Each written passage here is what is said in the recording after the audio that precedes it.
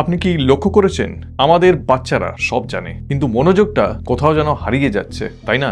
একটা চমকে দেওয়ার মতো রিসেন্টলি একটা তথ্য এসেছে। একজন বিখ্যাত নিউরোসায়েন্টিস্ট আমেরিকান সেনেটে তিনি সাক্ষ্য দিয়েছেন এবং বলেছেন যে জেনজি হয়তো প্রথম প্রজন্ম হতে চলেছে যাদের মনোযোগ, স্মৃতি, পড়ার ক্ষমতা, এমনকি অঙ্ক আর প্রবলেম সলভিং এর যে দক্ষতা সেটা কিন্তু কমে যাচ্ছে আস্তে আস্তে, এবং এটা মিলেনিয়ালসদের থেকেও অনেকটা কম। ভাবুন তো, এত তথ্য হাতের মুঠোয়, তো বেসিক স্কিল কমছে। বিশেষজ্ঞরা বলছেন অতিরিক্ত স্ক্রিন টাইম, নিরন্তর স্ক্রোলিং আর সবকিছুর জন্য ডিজিটাল ডিভাইসের উপর ডিপেন্ডেন্সি ব্রেনের কাজ করার ধরনটাই কিন্তু আস্তে আস্তে বদলে দিচ্ছে। আমরা ভাবছি সব জানি, কিন্তু ফান্ডামেন্টাল ভিতের জায়গাটা আস্তে আস্তে দুর্বল হয়ে যাচ্ছে। এই কারণেই অস্ট্রেলিয়া, ইউনাইটেড কিংডম, স্পেন এখন ভাবছে যে 16 বছরের কমের বাচ্চাদের অ্যাকচুয়ালি সোশ্যাল মিডিয়া ব্যান করে দেওয়া উচিত, এদের নিয়ন্ত্রণ করা উচিত। প্যারেন্ট হিসেবে আমাদের কি করা উচিত? আপনার কি মনে হয়?